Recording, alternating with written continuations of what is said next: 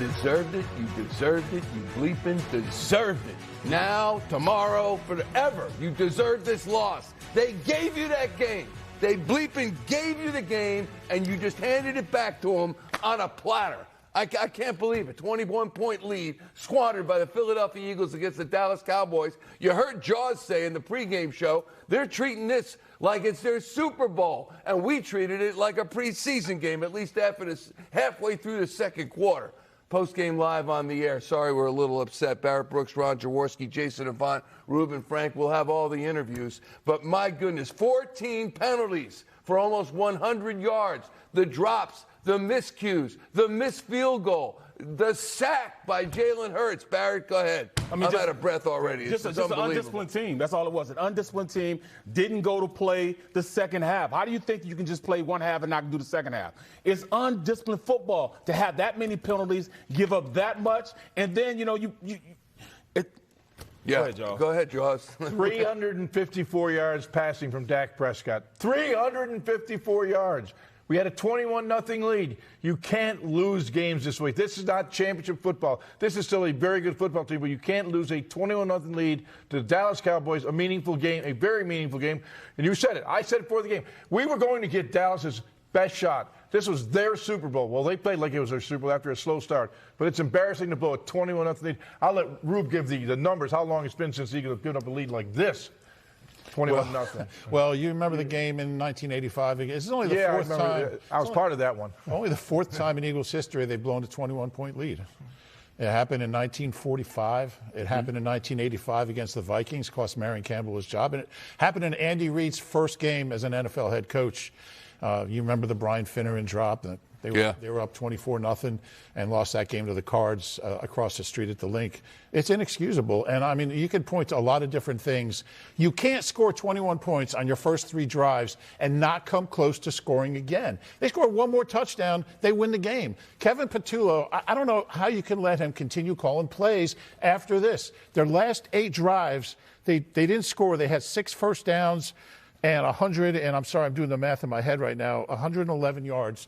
Had 196 yards on the first 3 drives and 21 points. Didn't come close to scoring again. Not only 1 first down on the 5 drives after their last score. Yeah, and then one first down. And then they had 4 on the last couple. They moved the ball a little bit, but I just don't know. In fact, I think I said it when it was 21-21. I said, Kevin Patullo shouldn't even be calling plays the rest of this game. He's not giving this offense. And look, he's not the only problem. I mean, he is not the only problem, but he's the constant on this offense. He's the one thing that I don't think it can be fixed. Jason Avant, when you look back at this now? Well, when I look back at it, the thing that you notice is that they abandoned the run game. And now this team is known as a running football team. And, yes, you had some success passing early. And I don't know if you remember back in the 2018 championship year, what they would do is they would pass the ball and then run the ball to close. And I thought that would be that type of a game. Right. So when you pass the ball so much, the clock stops because there's more incompletions.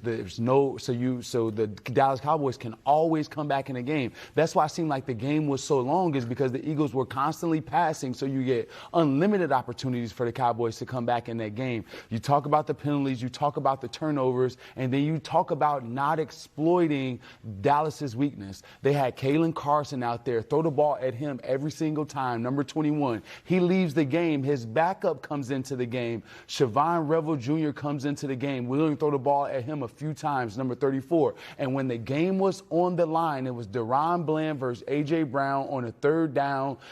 Knew what was coming. It was a slant route to the boundary. The shortest throw was Devontae Smith in a one-on-one situation with Siobhan Revel. You chose to go best on best with A.J. Brown and Deron Bland. He locked A.J. Brown up, played in slide for the slant, and you let Siobhan Revel go free with Devontae Smith. That right there is all Kevin Patullo not using your players and abandoning the run game. Mm-hmm. So do you agree with Reuben? And I'm with Reuben. 100%. So, yeah, Jaws, not that we're making this decision, but the play calling was abysmal. Well, the same guy called the plays when we had a 21-0 lead. So, I hate to make a quick knee-jerk decision because we're all ticked off right now that we lost the game. I prefer to wait till tomorrow when I look at the tape and kind of see what they did differently after taking a 21-0 lead. But to me, and I'm not sure, Chase, you said, you got to run the ball.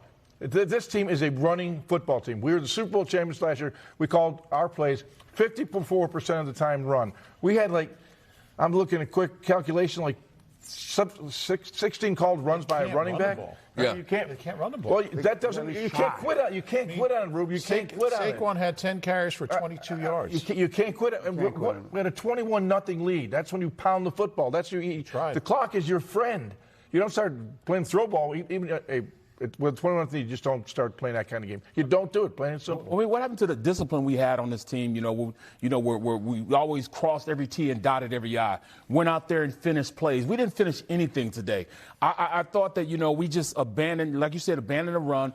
But then making the right decisions. We didn't make any right decisions at that. I mean, for us to go in, they took advantage of Cooper DeJean out there one-on-one. Can we bring a safety over to try to help over the top? Can we have something like that? I mean, we didn't do any of that. They went out there and made number 3 just the best player ever. Pickens, yes, you're good, but you're not that damn good that you can go out and just one-on-one just beat everybody on the field. Come on now. And CeeDee was our friend once again. Yeah. It could have been worse with CeeDee Lamb. He dropped 4 of them. Yeah. 9 catches. Yeah. George Pickens, 9 catches on 9 targets, 146 yards. I mean, you knew that was going to happen. I mean, it was just a matter of could they score enough points. Yeah, we put Pickens in the Pro Bowl. I mean, he's got over 1,000 yards now. Put him in the Pro Bowl. He was already going to the Pro Bowl. He just continued. How about 14 hope he's not going to any other bowl. 14 penalties. Well, that's discipline. Two others were. That's what you lay 2 others right in the coach's lap. Discipline. Absolutely. That's a lack of discipline when you have that many penalties. And most of those were offensive penalties. Yeah. Let's go down to Dallas right now, check in with Dave Zangaro. Dave, I don't know what you saw down there in person versus what we saw on television, but it looked ugly, I'm sure, both places. What were your thoughts on this loss after 21-0 lead? Yeah, I mean, you guys hit on a lot of it, just an undisciplined football team today. And to see them get off to that start they did, 21 points on their first 3 drives, they had a chance in this game to put them away, and the offense completely dried up. And, this is the type of game that makes you realize why so many of us were concerned about this football team. Even though the record looked really good, there were some cracks under the surface, and I think all of those got exposed in this game. I think this was a horrifically coached football game. I think offensively we saw they couldn't do, I heard you guys talking about them running the football.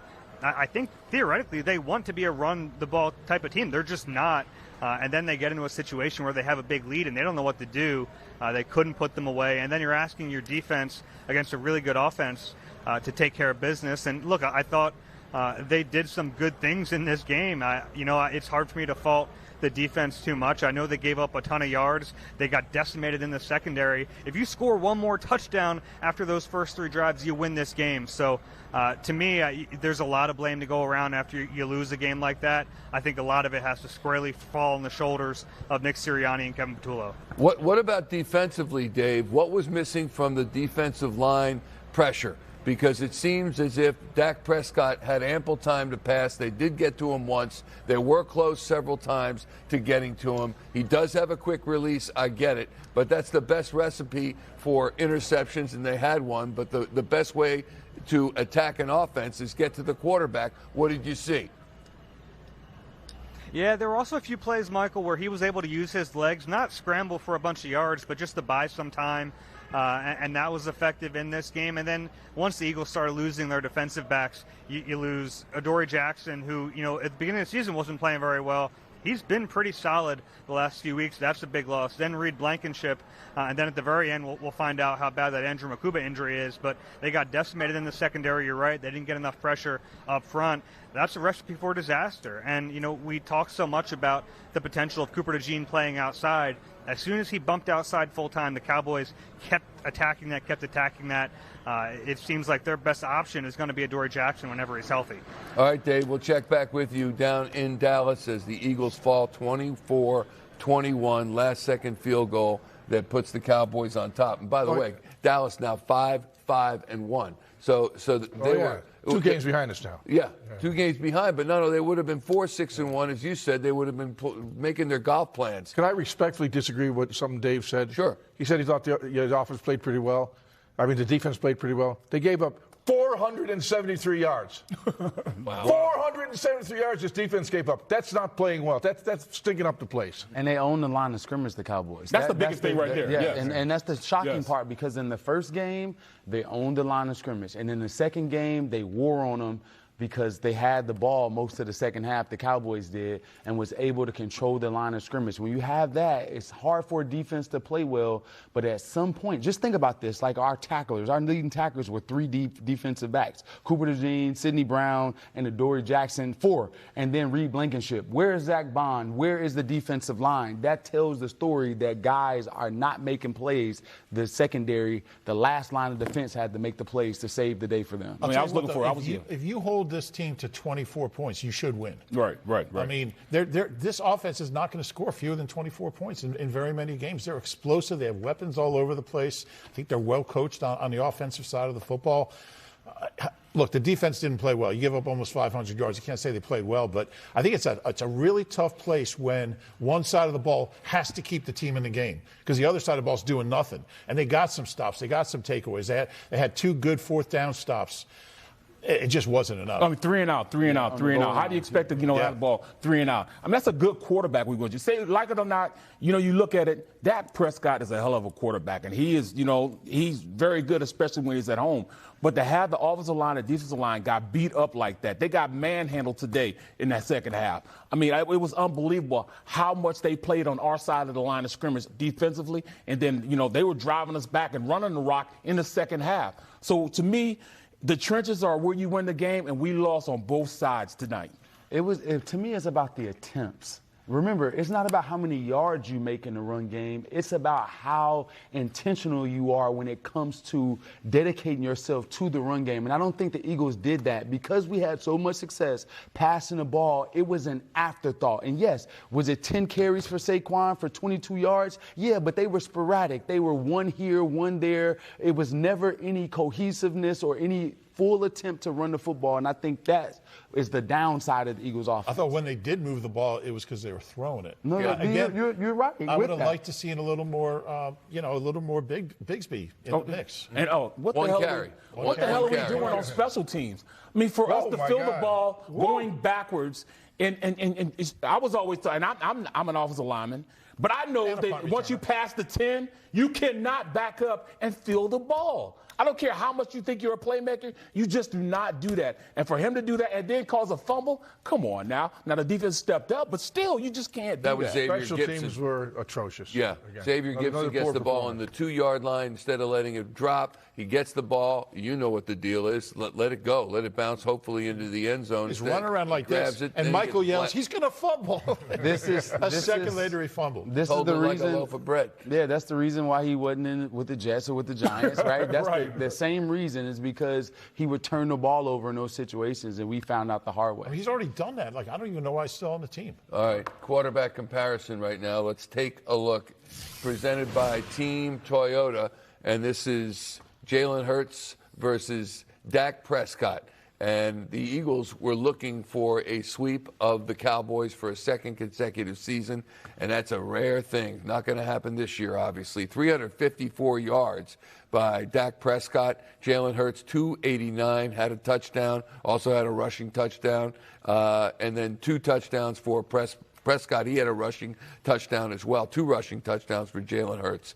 But there were plays, the sack, that was a crusher, 13-yard sack that he took at the end of the game. That was a killer. But from a quarterback perspective, watching the game and looking at those numbers, I'm impressed. I thought both quarterbacks played outstanding football. Jalen, at this point in his career, should not take a sack at that point in the game. No. One of those things that happen, he's got to be, and usually he has game awareness and spatial awareness, as Tom Brady said about 20 times tonight. But Jalen played a terrific game. Dak Prescott played a terrific game. The quarterbacks didn't lose this game. They made it an entertaining, exciting football game. Oh, I don't know about that. I thought Jalen didn't. I mean, because you're the quarterback, I'm just saying, I'm giving everybody an F because you didn't win this game. Come on, for us to go in and not. That's not fair. I mean, it's fair because we lost the game. We did not give this defense an opportunity to be great, and then, on the other hand, the defensive line didn't give this defense, enough to be great. And then that defensive line didn't either. Lead. Yeah, they could hold a 21 but then we sent it out every other second to go back out, to go back out. And then you gave the biggest indictment of what they needed to do.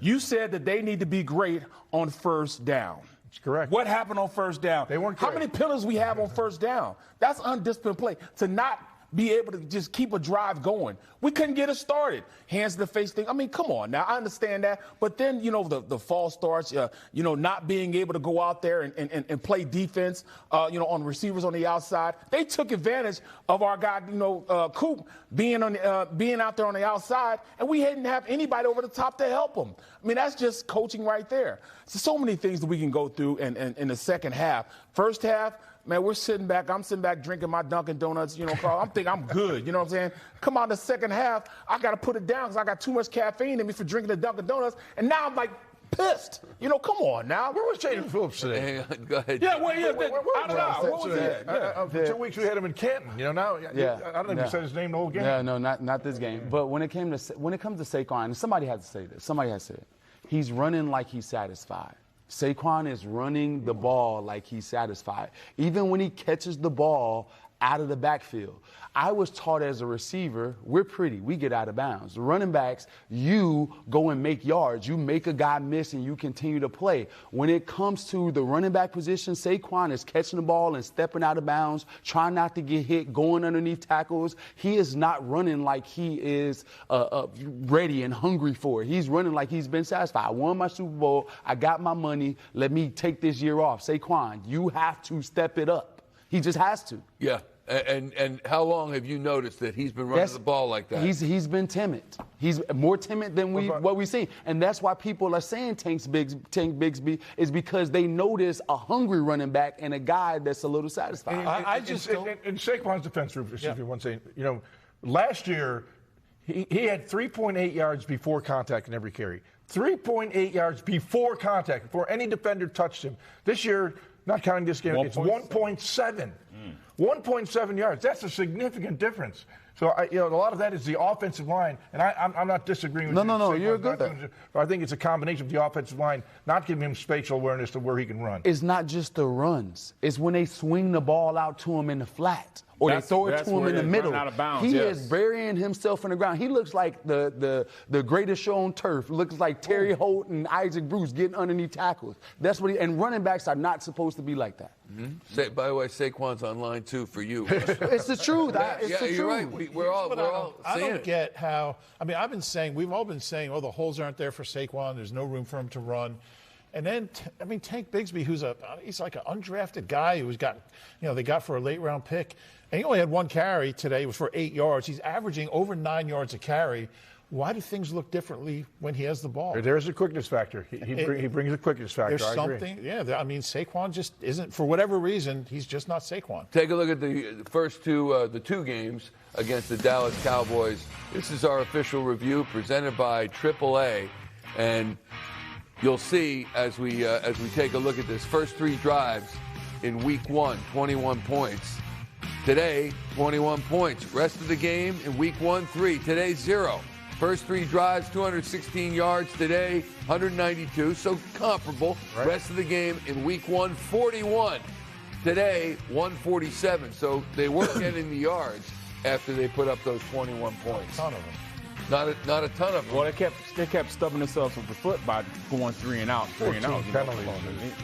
Well, the penalties since 2007. Most penalties in 18 years. Every time Dallas got the ball on a big play, what happened? It was a penalty. You know what I'm saying? It's disheartening to see how undisciplined this team was. When we talk about this team, going in and fighting and doing things the right way, doing things the Eagle way. Is this becoming the Eagle way to play undisciplined, have all these penalties? I don't know what the last 3 weeks as far as penalties, what we've been getting.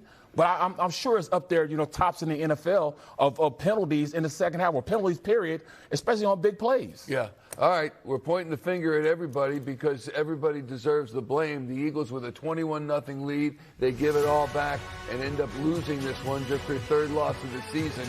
But when it's to the hated Dallas Cowboys, it really hurts, especially when it looked like a W for the Birds. As we continue, we'll hear from Nick Sirianni. We'll hear from Jalen Hurts. We've got all the interviews with Dave Zangaro in the locker room coming your way on Eagles Postgame Live, presented by Cure Auto Insurance.